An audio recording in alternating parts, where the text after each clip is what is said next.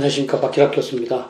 지금은 2019년 안보에 대한 결산을 하고 있습니다만 최근 참수작전에 관한 기사가 나서 이에 대한 설명부터 먼저 드릴 필요가 있다고 생각해서 순서를 바꿨습니다. 얼마 전 언론에 참수작전에 관한 기사가 적지 않게 실렸습니다. 조선일보는 12월 23일 미 북한 요원 생포훈련 공개라는 제목으로 일면의 대부분을 미 참수작전에 관한 사진과 기사를 보도하였습니다. 그 외에도 다수의 신문과 다양한 언론에서 이에 관한 기사를 다루었습니다. 그 내용은 2019년 12월 22일 미 국방부가 한미 특전사의 연합훈련 사진 12장을 미 국방부 홈페이지에 올렸다가 삭제했다는 겁니다. 그리고 미군이 올린 연합훈련 사진은 군산기지에서 실시했던 것이고 평소 비공개했던 훈련을 공개함으로써 성탄절 도발을 시사한 북한을 향해 강력한 군사적 경고 메시지를 던지는 것이라는 설명도 추가했습니다. 이 사진에서 한미 양국 특전사 요원들은 군산기지 인근에서 신흑구 헬기에 탑승해 강화훈련을 했고 전투기 공중지원 속에서 특정 요인을 생포하는 훈련을 했다고 합니다. 공개된 사진에서 주한미군 병사들은 군산 공군기지 건물에서 가상의 북한 요인으로 추정되는 한 인물을 생포해 나가는 모습도 있었다고 합니다.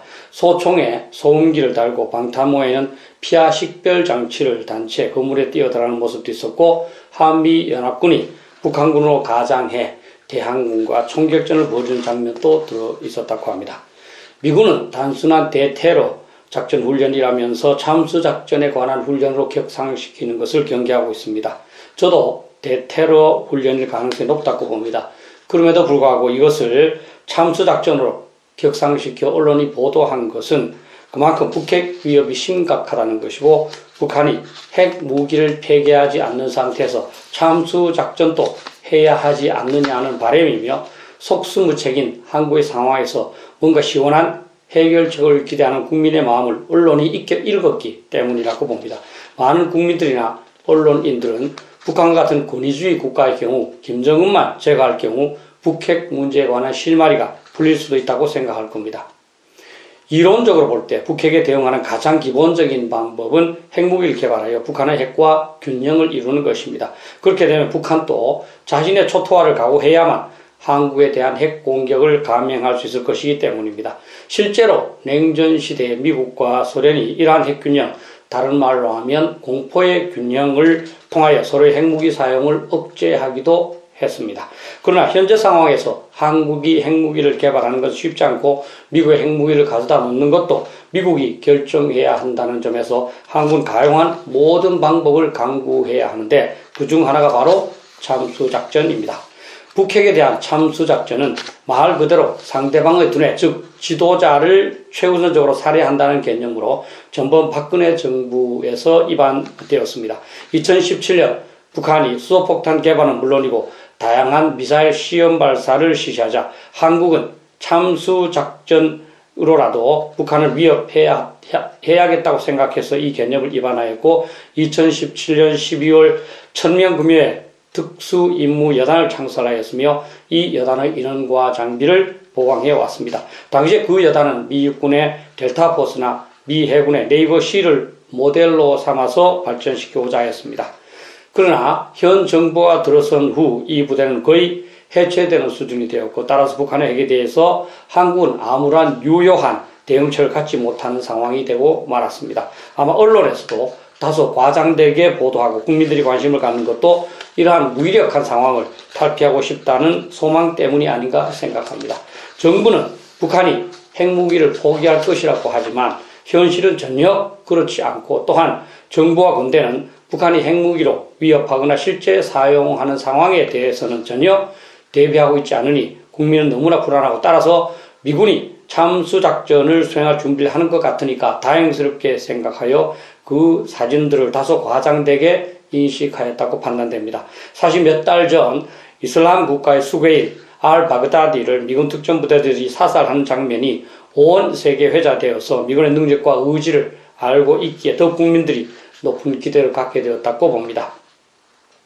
참수의 영어는 decapitation이고 거의 동사형은 decapitate인데 이것은 라틴어에서 비롯된 머리를 자른다라는 말입니다. D는 무엇을 없앤다는 뜻이고 라틴어에서 caput가 머리라는 뜻입니다. 현대에서는 머리를 자르는 것이 생각조차 하기 힘들 정도로 엽기적으로 인식되지만 인류의 역사 초기에는 이것이 사용의 일상적인 방법이었습니다. 여러분들은 유럽의 다양한 영화를 통하여 적의 머리를 자르는 모습을 봤을 겁니다. 범죄의 집행에도 참수 방법이 도입되었고 이를 효과적으로 집행하기 위하여 프랑스에서 개발한 것이 길로틴입니다. 머리를 넣은 후 큰 작두가 위에서 떨어져서 순식간에 자르는 형태이지요. 유사한 용어로 beheading이라는 말도 사용되는데 이것은 decapitation과 동일한 뜻이지만 머리를 자르는 행위 자체만을 묘사하는 용어입니다. 참수작전이 한국에서 알려진 것은 2003년 미국의 이라크전, 즉 이라크 자유작전이었습니다. 당시 미국은 사담 후세인 이라크 대통령이 전쟁의 핵심이라고 보면서 이를 제거하는 데 모든 노력을 기울였고 이것을 decapitation operation이라고 불렸습니다.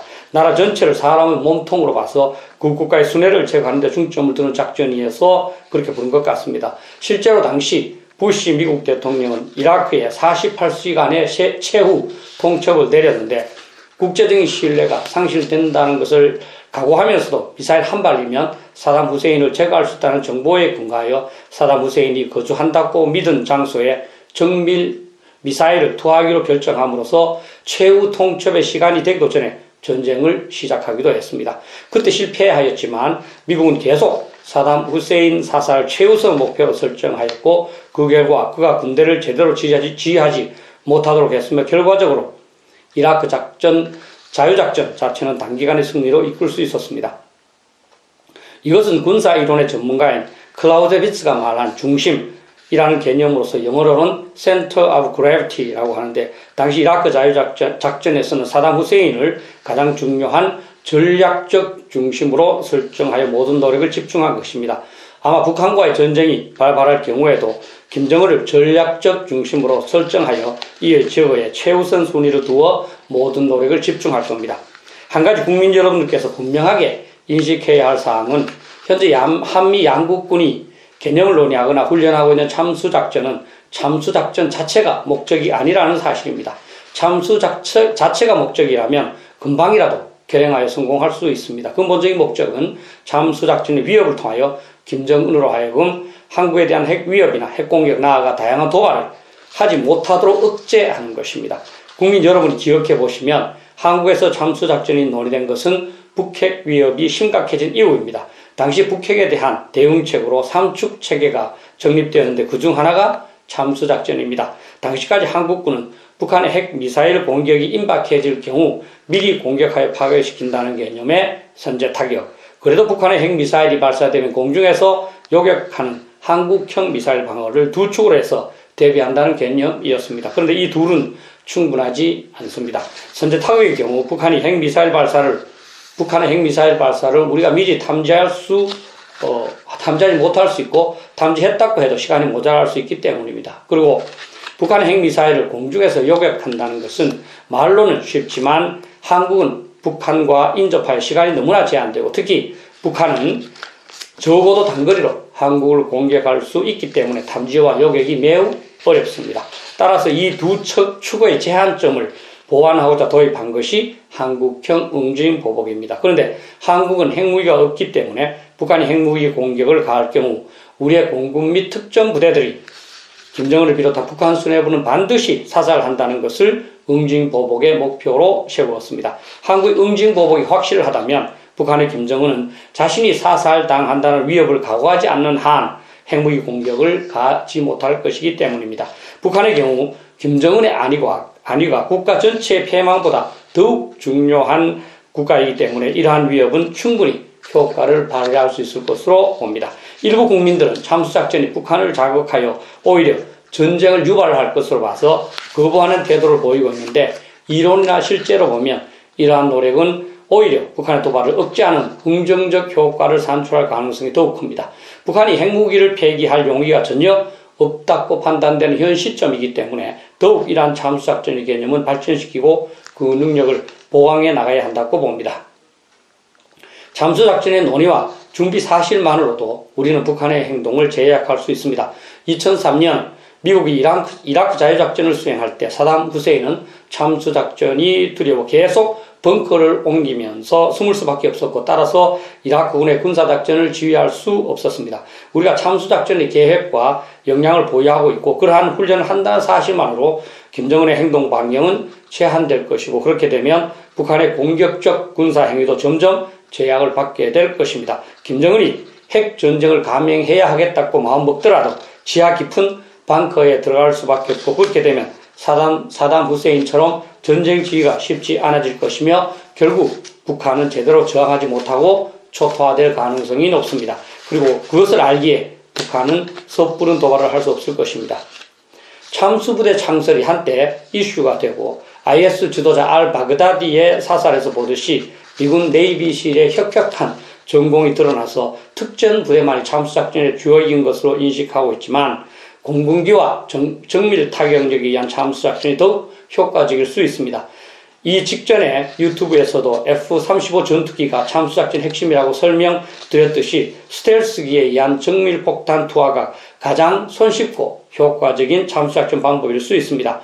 한미 양국군은 스텔스기를 대량으로 보유하고 있기 때문에 북한의 방공망을 걱정하지 않은 상태에서 자유롭게 북한 전역을 공격할 수 있습니다. 또한 한미 양국군은 다양한 정밀포탄을 보유하고 있어서 김정은이 지역 벙커에 숨더라도 정밀포탄을 투하하여 바로 사살할 수 있습니다. 현재 한국 공군은 사거리 270km의 슬램 ER 공대지 미사일과 사거리 500km의 타우러스 공대지 미사일 260발 정도를 보유하고 있는데, 이들은 공산 오차가 1 내지 3m 정도밖에 되지 않을 정도로 정확하여 김정은의 집무실을 멀리서 정확하게 공격할 수 있습니다. 미군의 다양한 크루즈 미사일은 더욱 위력적이면서 정확할 겁니다. 김정은을 비롯한 북한 수뇌부는 지하 벙커로 은신할 가능성이 높은데, 현재 한국군 관통력이 30m에 이르는 GBU-28을 200발 정도 보유하고 있어 벙커 입구와 어느 정도 깊이까지의 터널을 봉쇄해버릴 수 있습니다. 미군의 경우 관통력이 60m 이상인 GBU-57도 보유하고 있고 이의 성능을 지속적으로 개량하고 있으며 한국군도 이를 확보 및 개량한다는 입장입니다. 북한과의 군사작전이 임박해지면 북한 벙커의 효과적인 무력화를 위한 맞춤형 정밀 무기를 개발할 수 있을 것이고, 그렇게 되면 김정은이 숨어있는 벙커를 바로 무덤으로 전환시킬 수 있을 것으로 봅니다. 아마 미군은 소형 핵탄두를 장착하여 김정은이 있는 지역만 완전히 붕괴시키는 그러한 군사작전까지 생각하고 있을 수도 있습니다. 한국의 경우에도 2017년 한미 미사일 협정 개정으로 인하여 탄두 중량 2톤 수준의 현무4 탄도미사일을 추진하고 있기 때문에 이 정도의 위력이면 재래식 무기라도 김정은이 거주한다고 판단되는 지역의 대부분을 초토화시킬 수 있다고 봅니다. 그 외에도 현대의 첨단 기술을 활용하여 조기에 김정은을 사살하거나 무력화시킬 수 있는 무기들을 만들 수 있다고 봅니다. 참수작전은 핵 억제 이론 중에서 최소 억제 기반을 두고 있는 것으로서 이론적으로도 충분히 유의하다고 평가되고 있습니다. 핵 억제의 기본은 최대 억제, 즉 상대방이 공격할 경우 그보다 더욱 큰 피해를 끼치겠다고 위협함으로써 상대방으로 하여금 핵 공격을 감행하지 못하도록 한다는 개념입니다. 그런데 미국이나 러시아와 같은 핵 강대국이 핵 공격을 감행할 경우 프랑스나 영국과 같은 소규모 핵 보유국이 더욱 대량의 피해를 끼칠 수는 없습니다. 따라서 영국과 프랑스는 자신은 초토화되더라도 상대방의 1, 2개 도시를 확실히 파괴시킬 능력만 과시한다면 상대방도 그 1, 2개 도시의 파괴가 두려워서 공격하지 못할 것이라는 논리를 개발했습니다. 따라서 이들 국가들은 200개 정도의 핵무기를 보유한 후 더 생산을 하지 않고 핵 전략 잠수함도 4척만 보유하여 어떤 상황에서도 한 척이 대양에 나가 있다가 본국이 핵 공격을 받으면 상대방의 1, 2개 도시를 확실히 초토화시키겠다는 능력을 과시하고 있는 겁니다. 최소 억제의 개념은 프랑스와 영국이 핵 억제에서 사용하고 있는 개념으로서 덩치가 큰 형과 악에 바친 동생이 싸울 경우 동생이 자신의 온몸이 두들겨 맞더라도 형의 생식기 부분을 어떻게든 못살게 만들겠다면서 위협하면 덩치 큰 형이 싸움을 걸 수 없는 상황과 유사합니다. 그런데 한국의 경우 핵무기가 없기 때문에 재래식 무기를 통하여 최소 억제의 개념을 구현할 필요가 있고 그것이 바로 참수작전입니다. 북한이 핵무기로 공격할 경우 한국은 핵 공격으로 인한 피해를 받더라도 김정은을 비롯한 북한 수뇌부는 어떻게든 사살하겠다고 위협하면 북한은 남한 초토화보다 그들 수뇌의 사망을 더욱 심각하게 받아들일 것이고, 그렇게 되면 남한 공격을 하지 못한다는 것이 참수작전의 기본적인 개념입니다. 김정은은 북한 체제 중심으로서 그 위상이 워낙 크기 때문에 그것에 대한 위협이 먹혀 들어갈 수 있다는 것입니다. 즉 김정은이 북한의 강점이 아니라 약점일 수 있고, 따라서 한미양국은 북한의 그 약점을 집중적으로 추궁하여 북한으로 하여금 핵 공격을 감행하지 못하도록 만들어야 합니다. 특히 인도와 파키스탄에서는 신뢰적 최소 억제라면서 억제를 위한 능력이 다소 부족할 경우에는 상대방에 대한 공격 의지를 강조함으로써 상대방이 무서워서 공격하지 못하도록 억제한다는 개념을 강조하고 있습니다.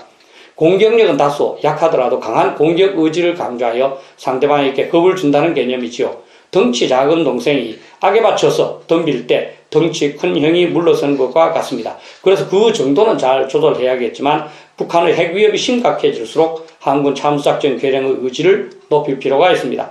북한이 핵무기로 남한을 공격하면 남한은 초토화될 겁니다.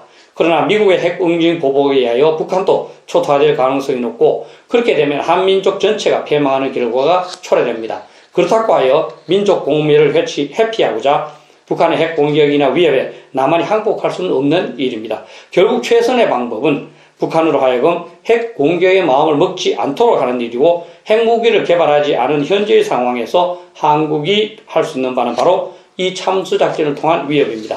이러한 점에서 참수작전은 평화를 저해하는 것이 아니라 오히려 민족 공멸을 예방하고 평화를 보장하기 위한 현실적이면서 효과적인 고육지책이라고 할 수 있습니다. 참고가 됐으면 좋겠습니다.